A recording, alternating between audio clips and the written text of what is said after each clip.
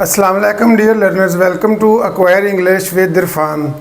Today our lesson is about sentence, subject, predicate and clause. ये बहुत ज़्यादा important है और ये स्टूडेंट्स जो हैं इसमें बहुत ज़्यादा उनको कन्फ्यूजन रहती है। ठीक है, तो आज हम इन चीज़ों का ये जो हेडिंग्स लिखी हैं ऊपर इनका इंट्रोडक्शन करेंगे और इनको सिंपल वर्ड्स में हम सीखने की कोशिश करेंगे कि ये किस तरह से स्टूडेंट्स जो हैं उनके लिए ये प्रॉब्लमेटिक ना रहें और वो इसको इजीली ग्रास्प कर लें। Let's start our lesson. सबसे पहले सेंटेंस को देखते हैं। बड़ा सिंपल सा है। Sentence is a group of words that gives complete sense. कुछ वर्ड्स होते हैं जिससे हमें बात की पूरी समझ आ जाती है बिल्कुल। ठीक है, तो उसे सेंटेंस कहते हैं। एग्जाम्पल देखें, he is reading a book, वो एक किताब पढ़ रहा है। अब इससे बिल्कुल क्लैरिफिकेशन हो जाती है, इसमें कोई भी एम्बिग्विटी नहीं रहती। ठीक है, कोई भी अबहम नहीं रहता, हमें इजीली पता चल रहा है कि इस सेंटेंस में क्या हो रहा है, इसको सेंटेंस कहेंगे। नेक्स्ट देखें, I with my brother will go to Lahore, मैं अपने भाई के साथ लाहौर जाऊंगा। अब ये भी जो है ये कंप्लीट हमें सेंस दे रहा है, इसमें कुछ भी समझने की ज़रूरत नहीं है, तो ये भी एक सेंटेंस है। नेक्स्ट हमारी एग्जांपल देखते हैं। नेक्स्ट मैंने लिखा हुआ है subject, a part of a sentence. ये सेंटेंस का एक ऐसा हिस्सा होता है, ये पर्सन भी हो सकता है और थिंग या कोई चीज़ भी हो सकती है। परफॉर्मिंग एन एक्शन, जो कि कोई काम कर रहा होता है, यानी जिसको हम सिंपल में कहते हैं, सिंपल लैंग्वेज में, कि काम करने वाला शख्स या कोई चीज़ वगैरह। A part of a sentence person और थिंग परफॉर्मिंग एन एक्शन, यानी कोई भी ऐसा हिस्सा होता है सेंटेंस का जो हमें बता रहा होता है कि कौन सा काम हो रहा है। ये कोई पर्सन भी हो सकता है और कोई और चीज़, कोई और थिंग भी हो सकती है। या दूसरी इसकी डेफिनेशन देख लें, subject tells whom or what the sentence is about। Subject हमें ये बताता है कि बाकी जितना भी रिमेनिंग पार्ट है, सारा हिस्सा है सेंटेंस का, वो किस चीज़ के बारे में है। होम किस चीज़ के बारे में है और व्हाट या वो क्या है। ठीक है, यानी सब्जेक्ट जो है वो हमें सारी डिटेल बताता है उस रिमेनिंग पार्ट के बारे में। अब नेक्स्ट हमारा है प्रेडिकेट। प्रेडिकेट क्या है, इसकी डेफिनेशन देख लें। असल जो समझ है वो एग्जाम्पल से आती है, डेफिनेशन से क्लैरिफिकेशन नहीं होती। स्टूडेंट्स अपने throughout academic career different चीज़ें जो होती हैं उनकी डेफिनेशन जो है वो उसको याद करने पे मेमोराइज करते रहते हैं, इसलिए उनको प्रैक्टिकल यूसेज नहीं आता। ठीक है, तो हमने देखना है एग्जाम्पल्स के साथ इनको। Predicate, predicate gives us details और इंफॉर्मेशन अबाउट सब्जेक्ट। प्रेडिकेट क्या करता है, ये हमें सब्जेक्ट के बारे में बताता है। सब्जेक्ट हमें क्या बताता है कि कौन सा काम हो रहा है। ठीक है, कि क्या काम हो रहा है या किस तरह का काम हो रहा है। अब दूसरा देखें, प्रेडिकेट गिव्स अस डिटेल्स और इंफॉर्मेशन अबाउट सब्जेक्ट। प्रेडिकेट जो है ये हमें बताता है सब्जेक्ट के बारे में डिटेल पूरी। या इसकी दूसरी डेफिनेशन देखें, predicate tells what the subject does. Predicate हमें बताता है कि जो सब्जेक्ट है वो क्या काम करता है। ठीक है, अब हम इसको एग्जांपल से समझते हैं। ये सब्जेक्ट की डेफिनेशन, ये प्रेडिकेट की डेफिनेशन, लेकिन इनकी जो एग्जांपल्स हैं वो यही हैं जो ऊपर हमने लिखी हुई हैं, ये वाली। अब फर्स्ट वाली हम देखते हैं। फर्स्ट देखें, he is reading a book. ये हमने पढ़ा कि एक कंप्लीट सेंटेंस है। अब इसमें ये जो मैंने रेड से लिखा है ही, ये सब्जेक्ट है। ठीक है, ही जो है ये हमें बता रहा है, ये एक काम कर रहा है यहाँ पर। ठीक है, अब देखें ही। अब जो सब्जेक्ट के अलावा जितना भी रिमेनिंग पार्ट होता है, नॉर्मली ये हेल्पिंग वर्ब या मेन वर्ब या एक्शन वर्ब से स्टार्ट होता है। यहाँ पर can, could, shall, will, should वगैरह भी आ सकता है, मे, माइट, इज़, एम, आर, जो भी। या यहाँ पर ऐसे भी हो सकता था कि ही रीड्स अ बुक। यानी सब्जेक्ट के अलावा स्टूडेंट्स आपने याद रख लेना है कि जो रिमेनिंग पार्ट है, ये जो मैंने अंडरलाइन किया है ब्लैक से, ये S for subject, P for predicate, यानी जितना भी रिमेनिंग पार्ट होता है ही के अलावा बाकी हिस्सा सेंटेंस का, वो सारा प्रेडिकेट कहलाता है। Look at this example, I with my brother.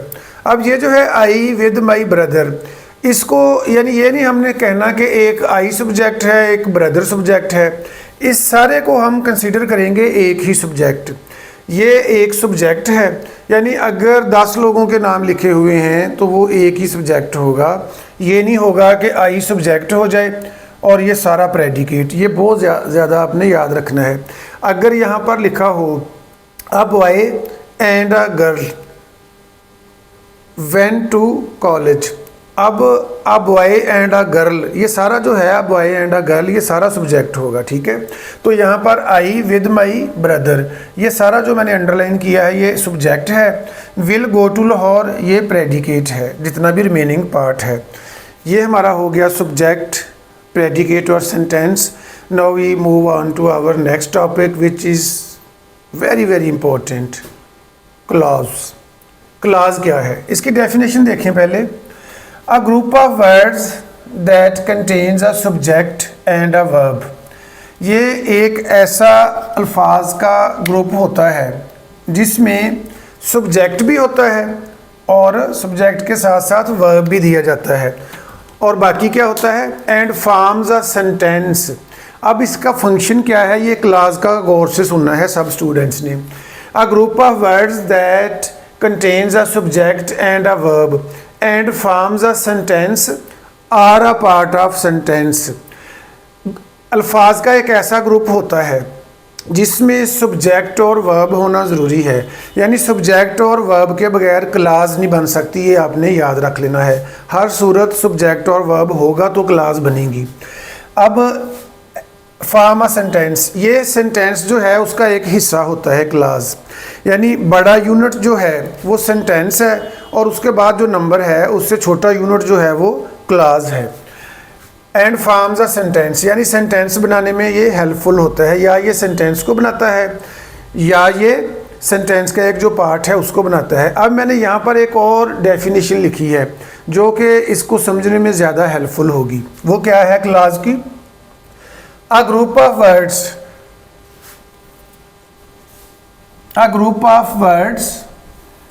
which requires another group of words to give us complete sense is called clause। अब देखें यहाँ पर, अगर मैं एक ही सेंटेंस देखूँ, ये यहाँ पर लिखा हुआ है अली इज़ पुअर। अब ये जो अली इज़ पुअर है, अब देखें इसमें आप कह लें कि सब्जेक्ट और प्रेडिकेट दिया हुआ है। अब हम इसको क्लास नहीं कह सकते। ये दूसरे वाली डेफिनेशन देखें, a group of words which requires another group of words, यानी आ ग्रुप ऑफ वर्ड्स से मुराद है एक क्लास जिसमें सब्जेक्ट भी होगा और वर्ब भी होगा। विच requires another group of words, यानी एक हमारा ग्रुप ऑफ वर्ड्स ये हो गया एक क्लास, और another group of words दूसरा हमारा ये, यानी सेंटेंस जो है उसमें उसमें 2 क्लासेज आ जाती हैं, इससे ज़्यादा भी आ सकती हैं। अगर एक ही चीज़ है, जैसे ये है अली इज़ पुअर, या यहाँ पर मैं लिख देता हूँ अली राइट्स अ लेटर, तो ये सेंटेंस हो जाएगा, ठीक है। अब देखें अली इज़ पुअर जो है ये, इसको हम क्लास नहीं कह सकते, ये कंप्लीट सेंटेंस है, ठीक है। ये हमें बिल्कुल कंप्लीट सेंस दे रहा है। एक ये सेंटेंस है, एक मैंने लिखा हुआ है ही इज़ ऑनेस्ट।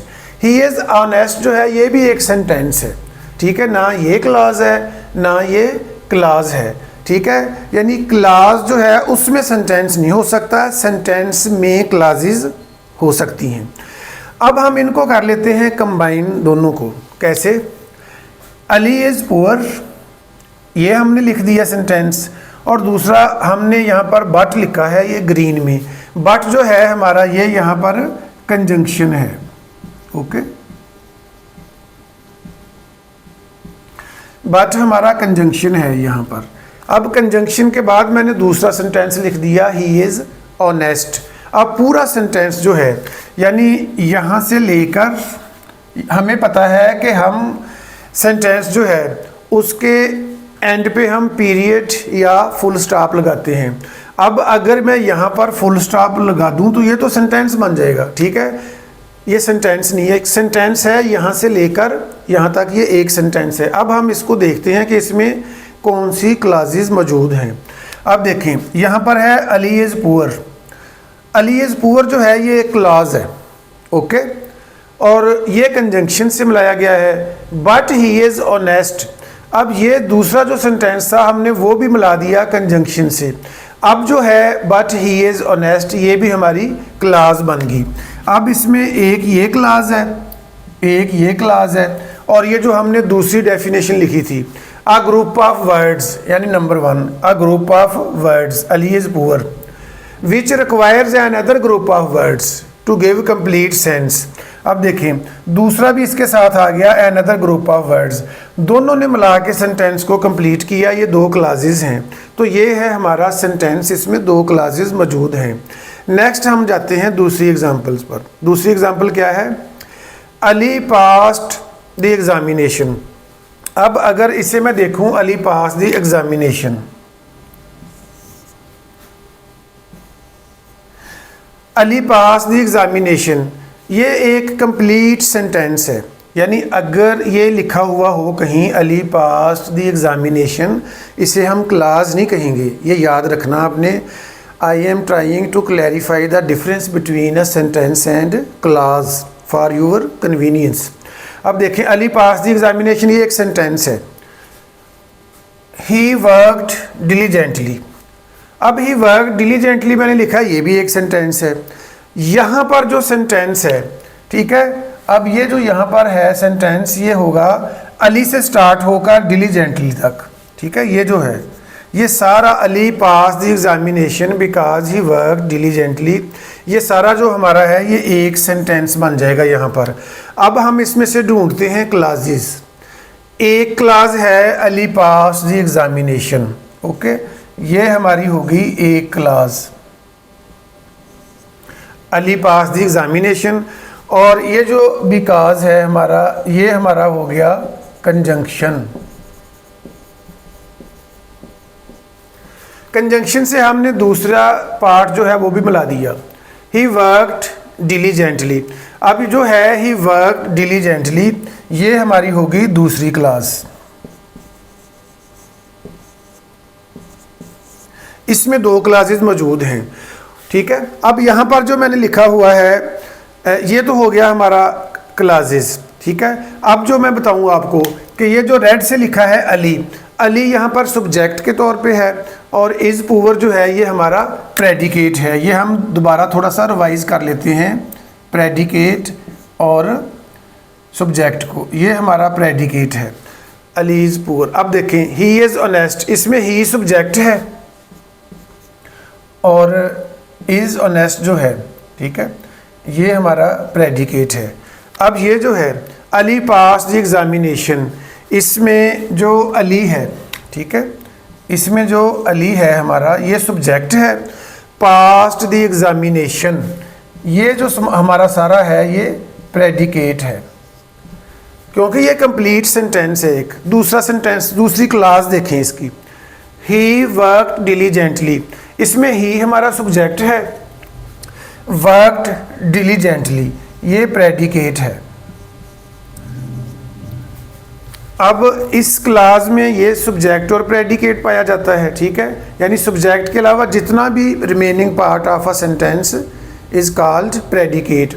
और ये जो है बिकॉज ही वर्क डिलीजेंटली, इसमें भी ही जो है वो सब्जेक्ट है और वर्क डिलीजेंटली प्रेडिकेट है, ठीक है। और ये जो नीचे वाली एग्जांपल है इसको अब हम देखते हैं। The teacher asked the students why they were making a noise. अब इसमें भी दो क्लासेस हैं। पहली क्लास है the teacher asked the students, इसमें द टीचर जो है ये सब्जेक्ट है, आस्क्ड द स्टूडेंट ये प्रेडिकेट है, और वाई जो है ये यहाँ पर ये हमारा कंजंक्शन है। दे वर मेकिंग अ नॉइज, अब दे जो है ये सब्जेक्ट है और रिमेनिंग जो पार्ट है क्लास का वर मेकिंग अ नॉइज, ठीक है। ये जितना भी है ये सारा जो है ये प्रेडिकेट है। अब नॉर्मली सब्जेक्ट जो है सेंटेंस के स्टार्ट में आता है और बाद में आ जाता है प्रेडिकेट। कुछ ऐसी एग्जाम्पशंस हैं, कुछ ऐसी एग्जांपल्स होती हैं, कुछ ऐसे सेंटेंसेस जिसमें प्रेडिकेट स्टार्ट में आ जाता है और सब्जेक्ट जो है वो बाद में चला जाता है। इस एग्जांपल को देखें, ये प्रेडिकेट को समझने के लिए मैंने एक इसकी ट्रिक कह लें या डिफरेंट सी एग्जांपल लिखी है ना यहाँ पर। The biggest problem of our country is corruption. हमारे मुल्क का सबसे बड़ा मसला करप्शन है।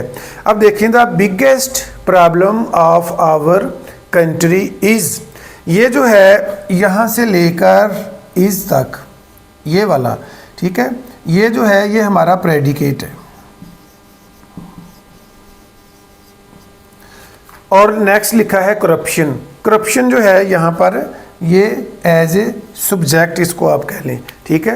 तो क्योंकि ये सारी जो डिटेल है the biggest problem of our countries, ये डिटेल जो है ये सारी हमें सब्जेक्ट के बारे में बता रही है। जैसे कि हमने लिखा है प्रेडिकेट गिव्स अस डिटेल्स और इंफॉर्मेशन अबाउट सब्जेक्ट। तो ये तो था हमारा सेंटेंस, सब्जेक्ट, प्रेडिकेट और class. Hope all of you have grasped it quite easily. In next video I will see you with a different topic. Keep watching my YouTube channel Acquire English with Irfan and keep learning. Wish you all the best. Allah Hafiz.